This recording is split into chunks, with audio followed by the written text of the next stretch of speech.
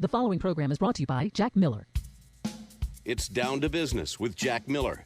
Forget what they teach you in school. This is real life, not Wall Street, but Main Street.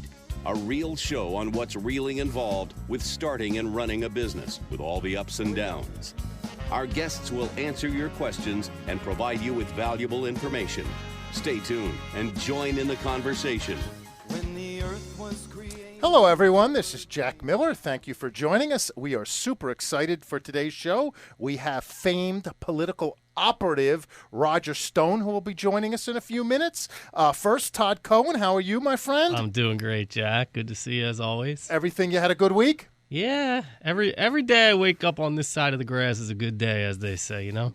I hear you. I hear you. Well, I'm super excited to have Roger on. Roger is, as you know, and I think our audience knows, is like he's been at the center of politics since Nixon.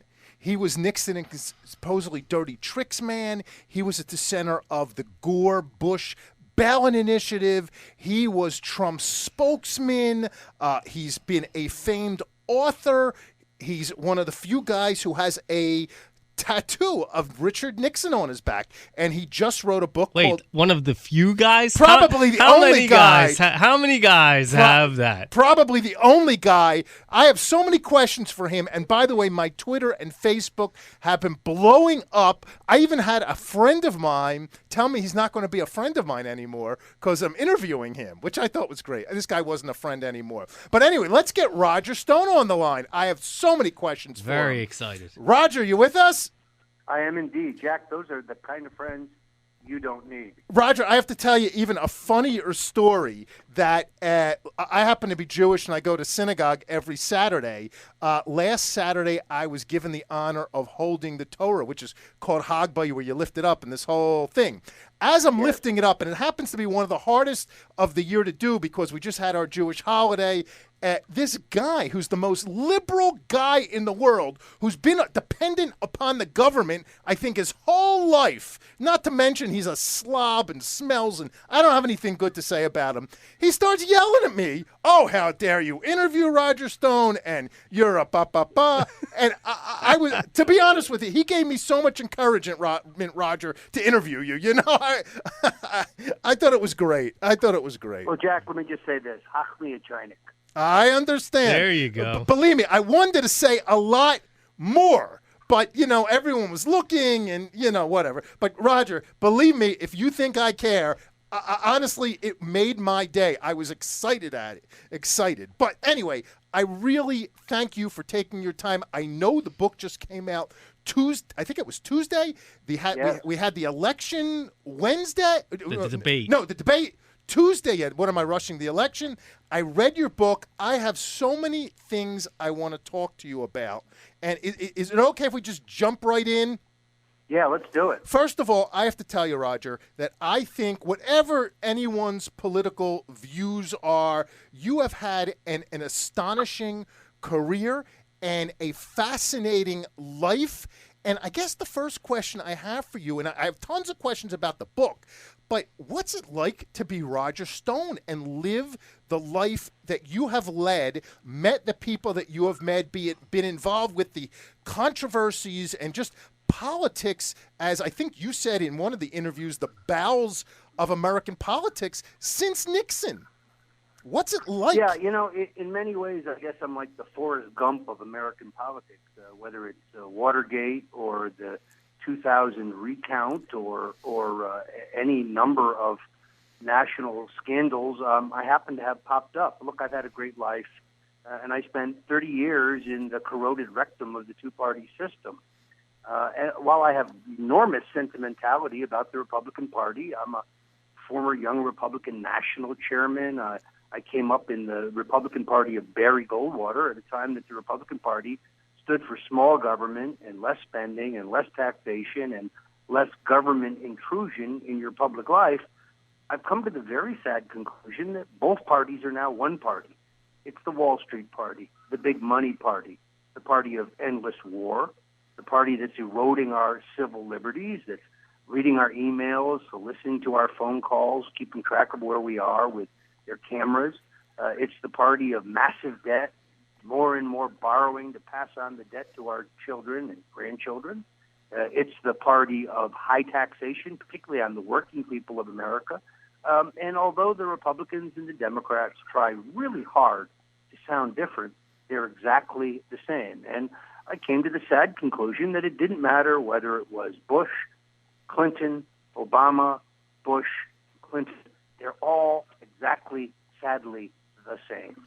So does that mean you're a libertarian now? He is. I'm a libertarian at this moment because my own personal philosophy, and I am still a conservative, so I guess what you would call a right libertarian. I'm for small government. I'm a fiscal conservative. I'm against high taxes. I'm against borrowing. I'm against massive federal spending. But I'm a social progressive. I don't want the government in my bedroom. Don't tell me what I can smoke. Don't tell me who I can have sex with. Don't tell me who I can marry. These are not the government's business. This is the business of the individual. I happen to think, by the way, that that's where the majority of Americans are, social moderates perhaps and fiscal conservatives, but neither party is for that. If you're a Republican, you have to, and you want fiscal conservatism, at least on paper, then you have to buy their idea that we need to march off to foreign wars every place in the world. And if you're a Democrat, and you're a Democrat because you believe in civil liberties and civil rights, then unfortunately you also have to buy the massive spending and taxation of the welfare state. So the two parties are completely imperfect, but the laws that govern our politics, the laws that govern how candidates get on the ballot, well, they're written by Republicans and Democrats working together. That's right. And the people who suffer, unfortunately, are the regular people, the common people, the non-elites. We're the ones who can't impact the system. When do you think it became a dirty word to use the word compromise? It seems, years ago in the day of maybe Reagan and before Reagan, everyone compromised, and life is about compromise. In fact, I know, he's a big supporter of yours and you're a big supporter of his. Donald Trump compromises all the time. That's life. But it seems in our political system today, if you compromise or even if you talk about it, it's like a dirty word. It's just the worst thing in the world. Look, Ronald Reagan is one of my heroes. I think he once said, I'd rather have 80% of the loaf than none of the loaf. You're right. There are compromises in politics in order to get things done. People, I take quite a beating because I revere, in many ways, Richard Nixon. Now, I disagree with Nixon about a lot of things. The war on drugs, taking us off the gold standard. He made enormous mistakes, but he also moved us towards a more peaceful world. He reached a SALT agreement with the Soviets. He opened the door to the Chinese. He ended the war in Vietnam.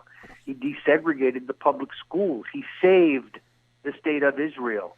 When Henry Kissinger was opposed, when the Joint Chief of Staff were opposed, when Israel was on the brink of destruction in the 1973 Yom Kippur War, it's Nixon who says that we have to send $122 million in lethal aid to be airdropped in Israel. And when he finds out that the Army Chief of Staff, that the Joint Chiefs of Staff chairman is dragging his feet, he calls and reams him on the telephone. That's a tape they never play for you.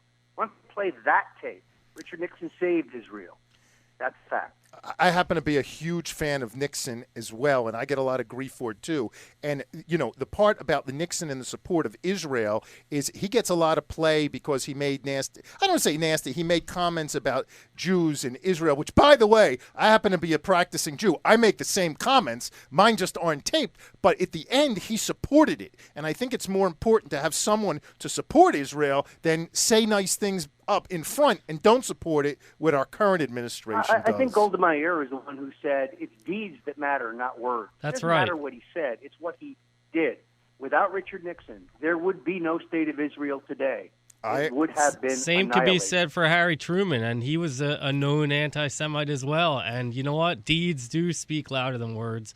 And both of them, in the end, came up huge for the state of Israel. This administration, on the other hand, I cannot say the same for. Yeah, well, so right, I got it. While we're on the top, I want to jump to the book because the book is just unbelievable. But I can't help but ask you, I don't want to say the only guy in the world, but one of the few guys who has a tattoo of Nixon on his back. Yeah, here's the point of this. It's not an ideological statement. It really isn't. It's not about politics. What it is to me is a daily reminder that in life, when things don't go your way, when you get knocked down, when you suffer defeats, when you have setbacks, Like all of us do. when you have disappointments, you don't wallow in it. You get back up off the mat. You dust yourself off, and you get back in the game of life. The story of Nixon is a story of personal resilience. It's a story of comeback. It's a story of never giving up and never quitting. Here's my point. In 1960, the presidency was stolen from him. I wrote a book on this, Nixon's Secrets. There's a very, very extensive chapter on the fraud of the 1960 election. It's not just Chicago. It's also Texas, where the champion vote stealer of all time, Lyndon Baines Johnson, criminal, corrupt psychopath, helped steal the election for John Kennedy. And then in 1962, Nixon goes back to California in an effort to stay alive politically and perhaps have another shot at the presidency. He runs for governor, and he loses, largely because the Cuban Missile Crisis goes down 2 weeks before the election. And the voters rally to a sitting Democratic president, and Nixon loses, relatively narrowly in retrospect. Now, everybody says he's done, he's finished, he's a three-time loser, Ricky Dick, he's finished. He himself says, ladies and gentlemen, I'm out of politics because this is my last press conference. You won't have Nixon to kick around anymore. Folks, 6 years later, he is raising his hand over the Bible, being sworn in as President of the United States. That is a story of perseverance, and that is my attraction to Nixon. He was indestructible. He was a great boss to work for. He called me on my birthday every year in his post-presidency. He knew the name of my kids. He knew the name of my grandchildren. He was a great politician, and he was a great man. Of course, he had flaws. Who among us does not have flaws? But a terrific new book, which you must get, by Jeff Shepard, Geoff Shepard, shows that Judge John Sirica, that great paragon of virtue, met 19 times privately, ex parte, with the special prosecutor. That's illegal. That means John Sirica should have been impeached, and the conviction of the Watergate burglars would have been overturned had we known that at the time. Crazy. And you met with Nixon, I think, if I read correct, pretty much you were the Republican point man and met with him, I think you said, or somebody said, every week after he was out of office? Well, in 1980, I was assigned by, I was working for Governor Ronald Reagan, and in his quest for the presidency, in his second, actually his third campaign for the presidency, because he did run in 1968 as a favorite son, and that has been airbrushed out of history. But he made a serious and well-funded effort for the nomination in 68, as well as 1976, where he was narrowly defeated by Gerald Ford. And then in 1980, I was handling the northeastern states, and because Nixon lived in New Jersey and had his office in New York, I was assigned as a liaison. I knew Nixon somewhat casually from my days as young Republican national chairman. When I worked for Nixon in my teens, and when I was the youngest member of the staff of the committee to re-elect the president, I was 19 years old. I met the president once during that campaign in a photo op to shake his hand. I was much too junior to have any relationship with him. Anyway, I was assigned to keep the president briefed, and Nixon had a voracious appetite for political information, polling, and gossip. And therefore, he called me every Saturday morning at exactly 10 o'clock in the morning for a briefing. And then when we had polling information and many times memos, I would go to New York, I would show him the polling, and then he would give me a handwritten memo for the eyes of Ronald Reagan and Nancy Reagan only. And then I would take those documents back to Washington for Governor and Mrs. Reagan. Pretty cool. That's amazing. You've led an amazing life. You ready to talk some of your book? You just came out. Yes, we need to, because the mainstream media is trying to crush this book. Very interesting. I got a call from my publisher last night at Amazon. Somebody from one URL has been identified as posting hundreds of one-star interviews. It's one URL. Last week in Politico, one of their reporters dialed in surreptitiously to a Clinton for President campaign finance call where they heard the campaign officials say that they have a war room set up to discredit and crush Roger Stone's book as soon as it comes out. So I implore your listeners, read the book, go to Amazon, post a good interview if you agree with my book, and if you are at all open-minded, you will. Don't let the Clinton machine crush the truth in its cradle. As a segue to get us there, can you just briefly touch on the group you founded, the Citizens United Not Timid, and its insidious acronym? Yeah, look, I'm not going to dwell on that because, my critics want to use it to say Stone hates the Clintons, here's proof that they hate the Clintons, so on.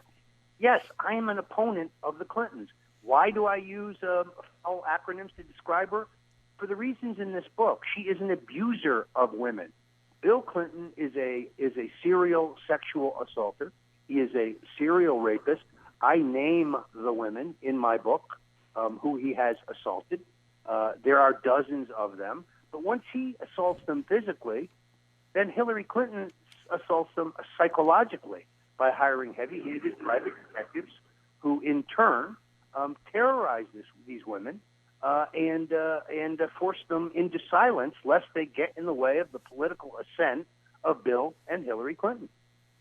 Okay, so a bunch of questions in no order of importance, but just in order the way my brain works.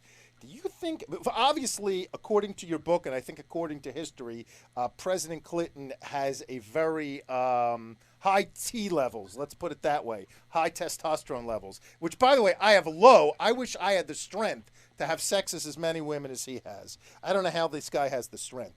But do you think that to this day he's screwing around and has some stuff? Yeah, well, Ed Klein, who is a colleague of mine and a great journalist, says that, yes, there's a woman who shows up there in Chappaqua. They call her the Energizer Bunny, blonde, large-breasted. The Secret Service has confirmed all of this. Yes, I think he's being serviced regularly. Look, I'm not an angel. I'm not a saint. I don't really have a problem with consensual sex. Consensual sex among adults, even married adults, that's their business. But rape, sexual assault, forcing yourself on a woman, or sex with children, with underage girls, to me that crosses an important line, and that is what Bill Clinton has done. He said he never heard of Paula Jones, that he never met her. And then under oath in the Lewinsky impeachment matter, he was forced to admit that yes, he had met her, yes, he had assaulted her in a hotel room, and he subsequently paid her $850,000 in a settlement of a civil suit.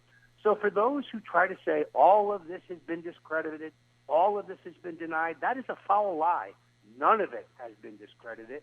None of it has been disproven. Bill Clinton is a sexual assaulter of multiple women. I'm not talking about 2 or 3 women, because then you might ask, well, maybe they're just looking for a payday. Maybe they're just looking for the limelight. But this is very much like the Bill Cosby matter. When you're talking about 27, 28, 30, 34 women, and they tell an identical story, they talk about a physical description of his manhood. They talk about his red-faced sweating. He becomes red-faced. He starts breathing heavily when he's in rape mode. And 3 of the women that I identified all say that he bit their upper lip, almost bit it through. That's a classic disabling move for rapists, by the way. And it also says, not so subtly, keep your mouth shut. This is not a charming rogue. This is not your rascal old uncle who just likes the ladies. This is a sexual predator. And Hillary Clinton is fully aware, and as I demonstrate in the book, she is the one who hires the heavy-handed private detectives who wage a campaign of terror against his victims to silence them. What are we talking about? Killing their pets, slashing their tires, smashing their windshields, ransacking their homes, calling them in the middle of the night and saying, we know where your children go to school. Those are the tactics we're talking about. Crazy stuff. It happened to Kathy Willey. It happened to Juanita Broderick. It happened to dozens and dozens of women who were unlucky enough to have been accosted by Bill Clinton. This morning I did a television interview. This blows my mind. And they wanted to argue with me. They said, this could not possibly have happened. How did these women get access to Clinton? They didn't get access to him. He got access to them. His bodyguard, L.D. Brown, writes in his biography that he collected over 100 phone numbers from women at the behest of Bill Clinton just during his reelection campaign as governor of Arkansas. Crazy stuff. Why do you think, because you also paint a picture in the book that Hillary is physically abusive to Bill, it sounds like a lot, and literally beats him and hits him and throws things at him. Now here's what's interesting. Last week, she put out a gun control proposal in which she said those accused of domestic violence should not be allowed to own a gun. That means Hillary would not be allowed to own a gun under her own proposal because, as I show in the book, through interviews with Secret Service agents and others with knowledge and firsthand knowledge, witnesses, she has punched, kicked, slapped, thrown objects at, and scratched her husband. She has a violent temper and a foul mouth. The Hillary Clinton you see on television, that's not the real Hillary. This is the Ice Queen. When Barbara Streisand came and spent overnight at the White House with Bill when Hillary was out of town and for her father's funeral, and Hillary learned about it, she was in a violent rage. She scratched Bill. And Bill's press secretary was asked the next morning, why does the president have a huge scratch on his face? She said, he cut himself shaving.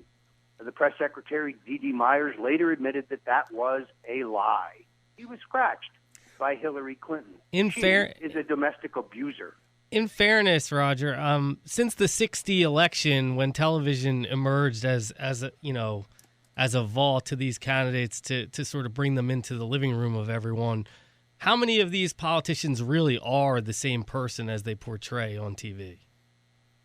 Some are, some are not. Ronald Reagan was exactly the way you saw him. He was the same in private as he was in public. Now, I spent a lot of time with Governor Reagan, later President Reagan. I spent more time with him in 1979 and 80 than I did in 1975 and 76. But I spent many hours on airplanes with him where it was just he and I and pilots and maybe one other staffer and an advance man. I spent many hours with him in hotel rooms. I spent many hours with him on the stump. He was exactly the same as he was in public. Affable, balanced, easygoing, inquisitive, friendly, outgoing, an optimist. That was the real Ronald Reagan. Bob Dole was the way he appeared in public. Funny, sarcastic, driven, dedicated, a patriot. That was the real Bob Dole. He was one of the funniest guys I've ever met. The guy was cracking jokes constantly. He had a very great sarcastic wit. Exactly the way he was. Nixon was more of a brooder in public. He was a total introvert in an extrovert's business. So it was difficult for him to mix with people, not because he was a snob, but because he was shy. He was forcing himself because he was not, as they like to say, a people person. And he chose a strange profession. He once said to my colleague John Sears, politics be great if you didn't have to deal with the people. Yep. Why do you think Bill and Hillary stay together under these crazy circumstances?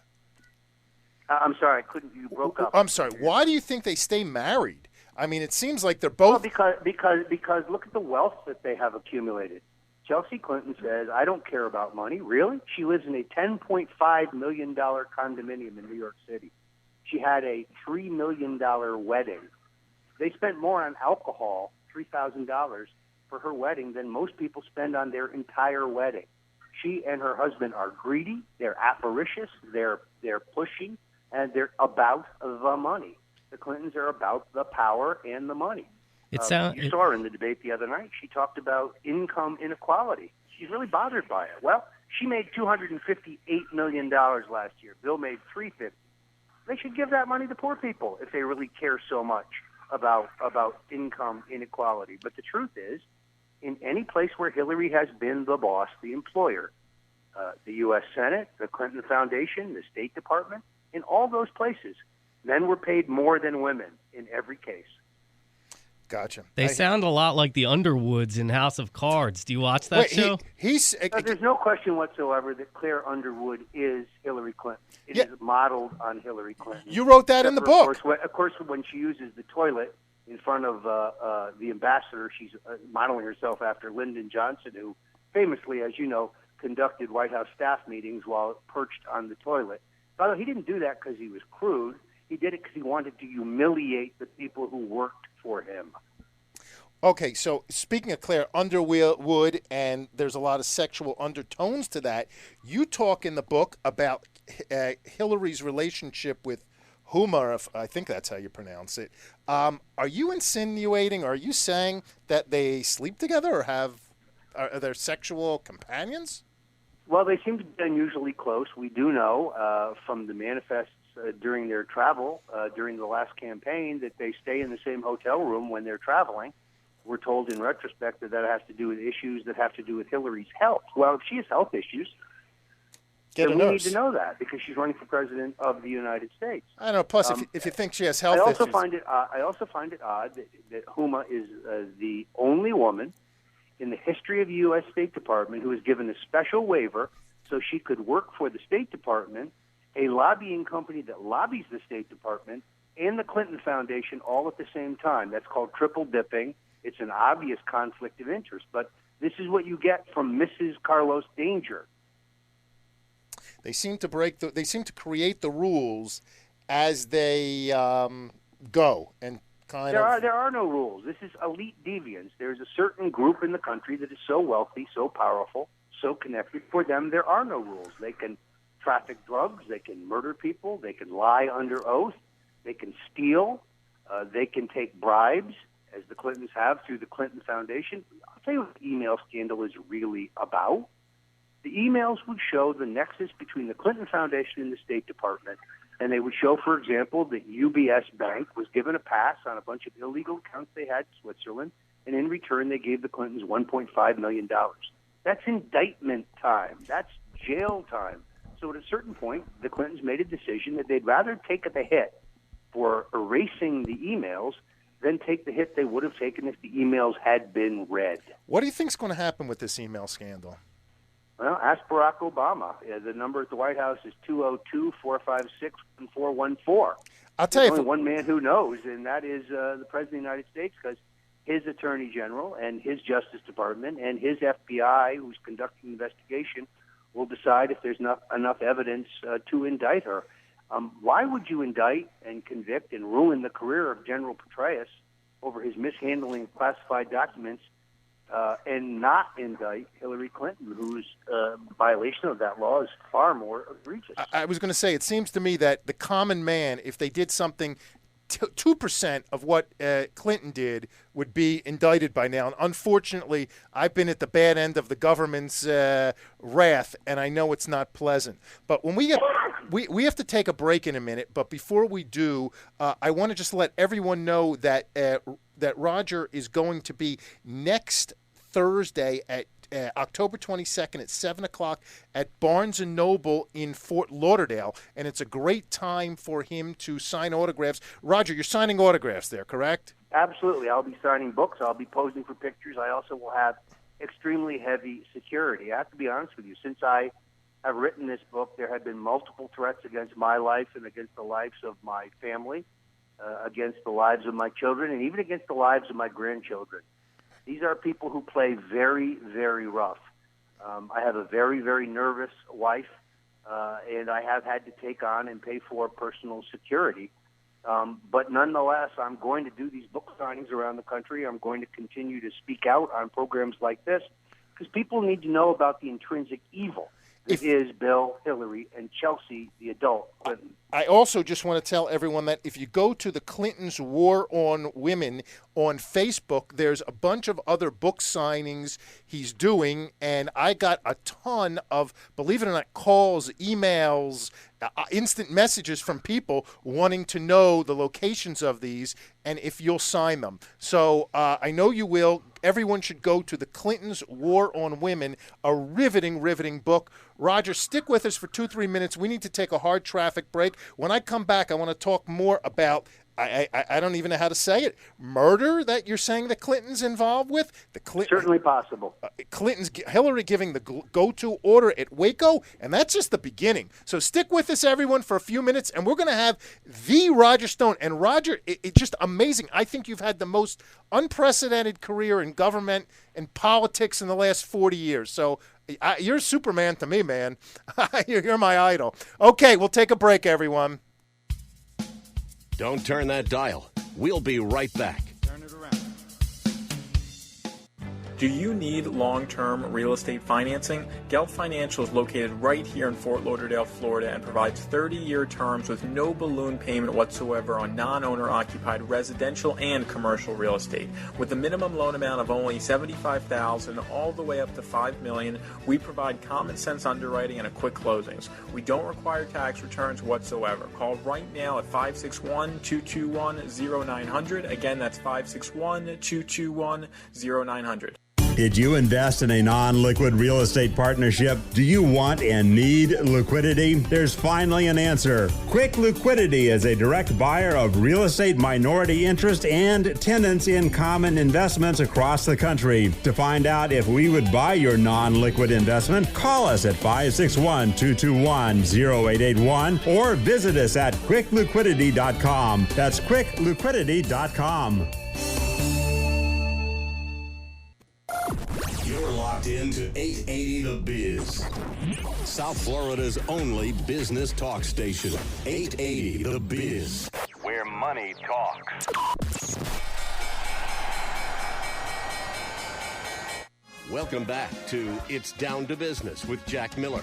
Call us at 305-541-2350. Follow us on Facebook at Jack Miller Down to Business or on Twitter at HJackMiller1.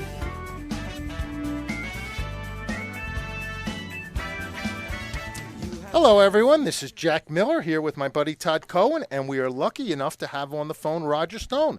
Roger is the author of the book, The Clintons' War on Women, and another book coming out fairly soon called Jeb and the Bush Crime Family. Roger, you're a busy guy. That's all I can tell. Well, and I think it demonstrates for those who try to say, oh, this is just some Republican dirty trick. Stone's a partisan. He just doesn't like the Clintons because he's a Republican. No. That is not the case. My book on Jeb and the Bush crime family charts the arc of Jeb's corruption as governor, Jeb's making money off of Obamacare, making money off Obama phones, Jeb's making money off of being governor, Jeb's failed business career where basically he lends his name and illegal surreptitious lobbying to collect enormous fees, but businessmen build and sell and trade and strip and streamline businesses. Jeb's not a businessman. He's a fixer. He's an influence peddler. His grandfather, Prescott Bush, of course, made the family money arming the Nazis. He owned a part of a steel mill that made money off of Auschwitz slave labor. The Bush-owned bank was seized by the Truman administration for illegally dealing with the Nazis. George H.W. Bush helped traffic millions of dollars worth of cocaine into the United States to be sold so they could buy armaments for the Iran-Contra rebels in violation of the law.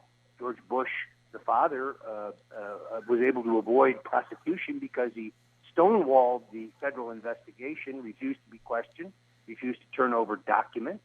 And then, of course, it takes us to George W. Bush and the phony war in Iraq. There were no weapons of mass destruction. Spending like a wild man, like a Democrat. And then we loop back to Jeb, who was the anointed one. I mean, Jeb's campaign slogan, Father, Father, tell them it's my turn to be king. So I have a question. How did you decide to write a book about the Bushes? Did you have like a falling out with the family? Because from what I understand, you may have been involved in the Bush-Gore Florida ballot initiative. There's no may about it. Some could make a case that I am responsible for the George W. Bush presidency. You may remember he said he was a compassionate conservative. Look, Wait, you're the hanging Chad, Roger? I was in charge of shutting down the Miami-Dade recount. In the so-called famous Brooks Brothers riot. I've written about this. It is one of the biggest regrets in my life when I see these Iraq veterans missing an arm, a leg, lives who've been ruined. I have to live with that. It's very difficult. Supporting the Bushes was the greatest single mistake of my life, other than perhaps my first marriage. So I got you. So so again, I hear you. So look, what I've read is, and I assume it's true by what you're saying, is you were when they had the recount, or not the recount, the child thing, Karl Rove's the one who said, hey, call Stone. And I guess... No, it was actually Jim Baker, whom I had a close relationship with from the Reagan days. And if you see the HBO movie Recount, you will see that after he's briefed on the situation in Florida, he turns to his assistant and says, we're in a street fight for the presidency of the United States. Get me Roger Stone. Roger, you sound like a guy to have on your side when you're going to war. That's all I can say. He sounds like a guy to have on his side, no period. matter what. Yeah. Yeah. Yeah. Okay, so let me ask you a bunch more questions. In the book, it specifically says that, or it insinuates that Hillary gave and I believe the word was go-to order on Waco to Janet Reno. Yeah, let's put this in some context. People said, oh, that can't be. She was only the first lady. No, she was the co-president. She chose the cabinet. She vetted the cabinet. She chose Janet Reno specifically to be Attorney General. She installed Webb Hubbell, her former lover, maybe her lover at the time, as Deputy Attorney General. She wrote our health care plan. She fired the people in the Travelgate office in that same time frame. Remember, the Clintons campaigned on this. You get 2 for 1, they kept saying. And T. March Bell, the investigator for the House committee that looked into the Waco assault, Senator Arlen Specter, who ran the Senate hearings into Waco, both concluded that it was Hillary who gave the order to shoot to kill in Waco. Now, the significance, of course, is that Hillary keeps saying it takes a village and take care of your children and your babies. 18 children under the age of 8 were brutally murdered in Waco unnecessarily. And that was the go order of Hillary Clinton. Her advocacy for children is just as phony as her advocacy for women. I just want to point out to all the readers who haven't read the book yet, and I say yet, you push on. You say on page 3, you list in remembrance of the 76 people, Branch Davidians, who were killed in Waco. So that's telling. But let me ask you a question. If she gave all these orders, does that create any kind of, I don't want to say constitutional crisis, but is that legal for a non-president? I don't want to say, don't misunderstand me. I got a wife who's probably going to yell at me for saying this, but the wife of a president for giving presidential orders, is that? She fired the staff of the travel office in the White House. They were literally dragged out in handcuffs and accused of impropriety, of corruption. That was completely disproved. She did this because she wanted to give the travel business to her cronies in Arkansas who owned a travel agency. Hillary did that, not Bill. It was Hillary. Hillary formulated health care, and Hillary wanted to get Waco off the front pages because she thought it was interfering with her health care proposal. This is the same Hillary, by the way, that in the middle of the effort in the Senate to pass Clinton care, Hillary care, when Bob Packwood, Republican senator, was accused of assaulting women, said, I'm so tired of these whiny women. I need Bob Packwood's vote for health care. So, I mean, the whole notion that she is an advocate for women, again, is fraudulent. It's phony. It's just not real. Was she responsible for the Whitewater scandal? Well, Whitewater is a very complex financial series of transactions. Let's put it this way. Everybody else involved in Whitewater lost money, and some people went to jail. The Clintons, however, got $800,000 for Bill Clinton's reelection, which was basically money laundered out of Whitewater. And this was for his comeback bid after losing the previous election. Now, he lost the other election, but in October of that election year, when he was defeated by a Republican for reelection as governor, Hillary gave birth to Chelsea Clinton. Why was there a media blackout of that? No releases, no announcement, no photos. The greatest politician of all time, who was desperately behind in trying to close the gap, doesn't announce the birth of, quote-unquote, his daughter.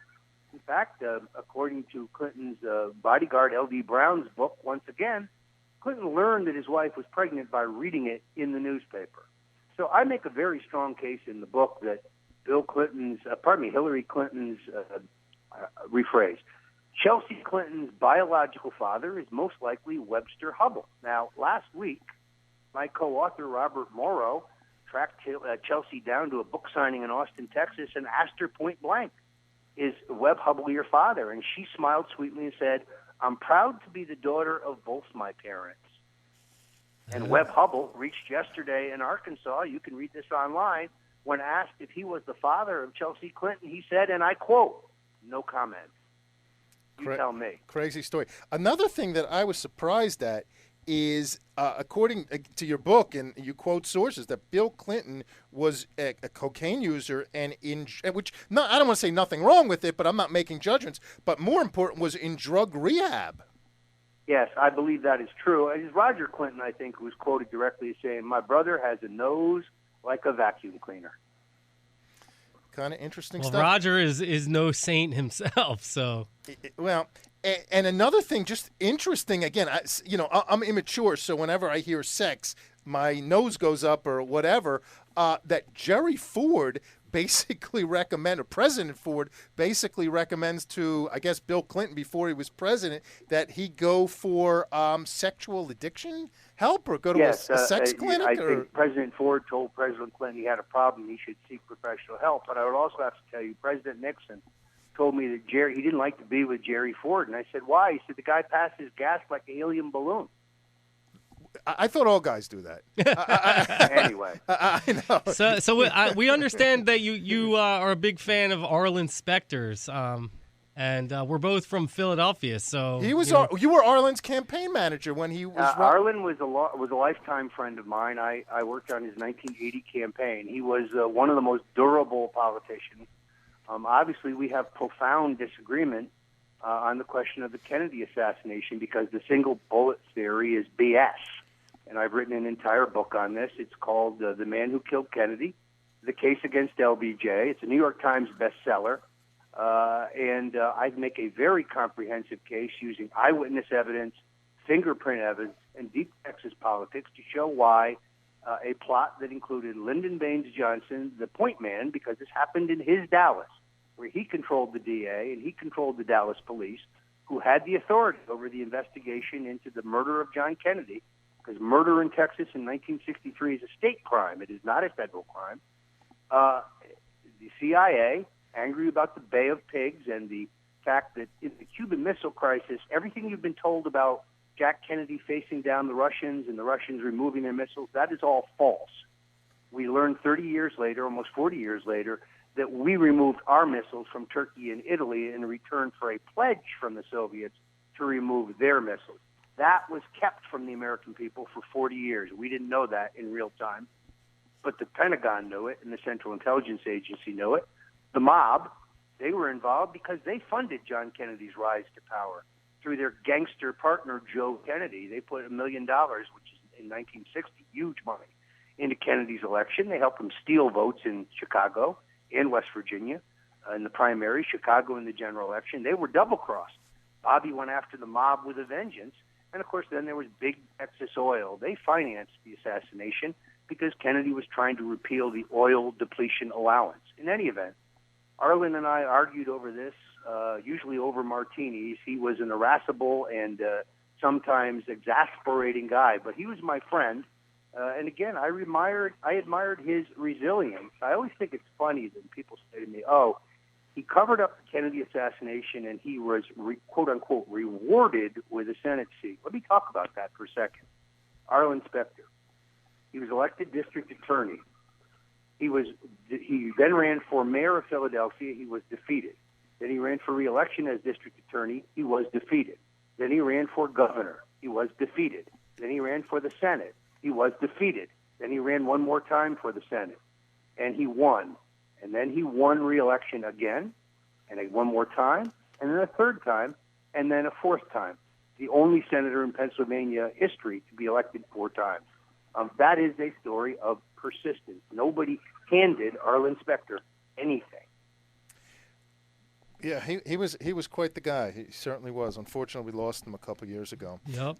I want to jump back to the book for a second because, like I said, the book is sensational. And again, I would encourage everyone to go to Amazon and buy The Clintons' War on Women. Whether you agree with everything Roger says or not, it's a non-put-down book. You just can't put it down. Talk to me about the Clintons, and I hate to say the word murder, but that's what it is. You say that the murder is very much a part of the Clintons' rise to power. I mean, I don't know. That's what the book says. Well, there's a very strange trail of dead bodies, but let's just talk quickly about the notable one, and then in all honesty, I've got to call my wife or she's going to brain me. The situation regarding Jerry Parks, who was a private investigator and the head of security for the Clinton campaign. His first assignment was to get tabs on all these sexual scandals so they could be kept under control. That made him the man who knew too much. And we do know that he was run off the road and shot in the head, point-blank range, and that murder has never been solved. His wife firmly believes that he was murdered by the Clintons. I can't prove it, but there is motive, means, and opportunity. Well, certainly, I don't want to hold you up because I know you have to go. But for everyone, I would certainly encourage you to buy the book, The Clintons' War on Women, as well as your other books. Yeah, the Kennedy's book is amazing. I was going to say, the Kennedy book, The Man Who Killed Kennedy, The Case Against LBJ, Nixon's Secrets, The Rise and Fall of Untold Truth About the President. For those in South Florida, next Thursday, October 22nd at 7 o'clock, Barnes & Noble. And you can catch Roger on Facebook and on Twitter. Roger, I have so many more questions for you. We'll have to do it another time. I really, really appreciate your time. I know how busy your media schedule is the last few days and the next couple days, or the next immediate future. And I really thank you from the bottom of my heart for making time. You are... Well, it's great. It's great to be here. And if you go to, simplify this, rogerstone.com, and you click on it, there's the entire book tour schedule, which will be expanded every day. We're adding stuff. There's also notifications of when I'm going to be on television and on radio. And you can get more information on this book and my other books. So I thank you guys for having me. And by the way, Jack, you should tell people you are the son of former Iowa U.S. Senator Jack Miller. Okay, I don't know if that's good or bad, but I will. What the heck? Jackie Jr. He was here. a great man. He was a great friend of Dick Nixon's. Right. I will. Roger, thank you very much. I appreciate your time. Thanks, Roger. Gents, take care. Bye. Thanks. I'll tell you, this guy has led an unbelievable life. Fascinating. You know, first of all, there's so much more I wanted to ask him. But, you know, the guy, by the way, he boxes. It's like this guy's they call him the dirty tricks man. And you could see kind of why. He must be a mad genius. No, the story about him like fixing his high school election is priceless. Oh yeah. I mean, he's been doing dirty tricks in politics for as long as he's been alive, it seems like, and he is a fascinating man. He is definitely like the embodiment of that old adage: "Don't ever let the facts get in the way of a good story." I mean, I'm not saying that he makes up the facts either. I mean, maybe he doesn't, but he definitely will just go with it, and he tells a great story. He's just a character. Yeah. But to rise to national prominence, and he's still there. He was Trump's guy. Trump, they just had I don't want to say a falling out, but he had a thing where he was Trump's spokesman recently, and right after the Fox debate, I don't know if Trump got rid of him, he got rid of Trump, but they had something going on. He's just unbelievable. I don't even know what to say. My head is spinning from this. But I mean, there were some things dropped on this show today, accusations, allegations, whatever you want to call them, that are unreal, and most of them are in the books. So let me tell you free. something. There is a lot more in the book. I was embarrassed. I don't want to say embarrassed, but I didn't want to bring up some of the stuff on the book. He talks a lot about, and he brought up about Webb Hubble and how Chelsea's the daughter of him. Right. And to me, that's a little bit off limits. You don't talk about other people's kids and things like that, but he certainly goes right. If you're accusing people of murder, I think, you know, everything else goes out. Murder. He goes not just one. He goes on and on and on about it. I hear you. In the book. I mean, he accused them of pedophilia, murder, the whole thing. So at that point, I think, you know, saying that the daughter is actually an illegitimate stepchild is not necessarily any more out of bounds than the rest of it. You could be right. It's just I feel personally uncomfortable even talking about it. Just as a father, it's not my kind of thing. And as a sidebar, by the way, I happen to like Bill Clinton. I think he's a senior statesman. One of the things I didn't ask him, he talks about in the book, he says that Clinton's losing his mind. And Right. Clinton is starting to suffer Alzheimer, or he thinks he's president. He goes on and on about that. He was also supposedly the guy behind the Willie Horton ad. Right. I mean, this guy has been involved with everything. Yes. And another thing he's known for is his fashion sense. Oh, we didn't even get into Trump. We didn't he get worked into- for Trump. He got unceremoniously fired. Yeah. I mean, there was a crazy breakup with Trump, and we love talking about Trump on this show.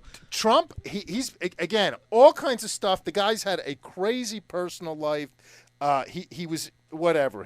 He's just he worked for one of my. I don't want to say I'm fascinated by Lee Atwater, Right. who was Bush's campaign manager, and another. I don't want to use the word dirty tricks man. Do you watch the show Ray Donovan? I don't. He's like a fixer man, and that's what this guy does. I watched the movie Michael Clayton, who was a fixer. I didn't watch that, but anyway, good I stuff. got you. Very, very good. Do you want to stuff. talk a little real estate for a minute or two, or? I was thinking about talk. We have 3 minutes. We could talk real estate, or we could talk the top of the female body. Let's do it. The top of the female body. That is real estate. It's prime real estate. Let's talk. Yeah. We happened to watch a show the other day. It was called, I don't even know what it was called, Stranger Than Reality, on one of those shows, and they had these women who kept getting their breasts enlarged, and they had, it's unbelievable what women do to their What, do body. they have to carry them around in a wheelbarrow in front of Oh them? or my something? gosh, I don't understand what they do. They look so painful. I literally want to go up to some of them. It was on TV, but with like a pin and pick it in and see if they like blow up and fly away in the air. How many of these women have irreparable back damage and osteoporosis and all those different? I think they, when they have so many operations, I think they got some issues like Scoliosis. They I gotta forget have that, but I some- think they have some psychological issues that they're just not happy with themselves. Clearly. You know what else I think is a farce? I mean, not that it would happen to you or me because we're married, but these women have all this makeup on. I actually think it's false representation. They have tons of makeup on. They go out with guys on a date, and then they take the makeup off. You put them in the shower, and they're different women. Yes. I think they should have to show a picture of themselves without makeup, plain, without any hair extensions. We saw a girl the other night. She had tons of hair extensions. She looked beautiful and this and that. The next thing you know, the hair extensions are off. Her makeup is off. She's like a different person. Yep. I think it's false representation. It's like a guy with a sock in his pants. You know what I mean? Sure. Pretending to be something he's not. It's fraud. It's fraud. I agree. They should make that a crime. There What do you go. think of that? I think we have a case. You think we have a case? I don't know. The hair Oh, finally! We There get we some, go. yeah. Our producer is in the show. By the way, she comes off, Ingrid, as a nice, quiet, shy girl. She is not. She is a wild woman. She's I a think. vixen. She's a vixen. They do pay a lot of money for those hair extensions. I'm not paid for nothing. You don't pay for anything? Well, you're beautiful. I'm happy with me. Have you ever bought yourself a drink in your life? A drink? Repeat, please. What do you mean a drink? I mean, she must walk into a bar and people buy her drinks. Oh, Oh, yes. everyone buys her. She has beautiful olive skin. She has dark hair. Use your brain, and everybody is going to pay a drink. That's exactly right. Guys are stupid. Guys just keep falling for the same stuff over and over. We have 30 seconds left. By the way, I only need 10 seconds. That's what I tell my wife every night. I don't need 30 seconds. No. It's plenty of time. Plenty of time. We could waste 20 and use 10. Anyway, next week we have a super guest. We have Larry Kudlow on the show. Kudlow and Kramer fame. I know. I'm super excited about Kudlow. 2 weeks ago we had Michael Reagan. We had obviously Roger Stone today, Kudlow, and in I think 3 weeks we have Anthony Bruno, the owner of Anthony Stone. What's it called? Stonefire Coal Grill. So anyway, we got to go with that. Everyone, thank you for signing in. Thank you for listening us. Catch us on iTunes. We love you. Have a great week. We'll see you next week. Keep downloading We'll talk us. to you at least. We hope you enjoyed the show. Don't forget to tune in next Thursday at 3 o'clock on 880 The Biz. If you want to send in your questions, comments, or ideas for shows, please email Jack Miller at geltfinancial.com. Follow us on Facebook at Jack Miller Down to Business or on Twitter at HJackMiller1.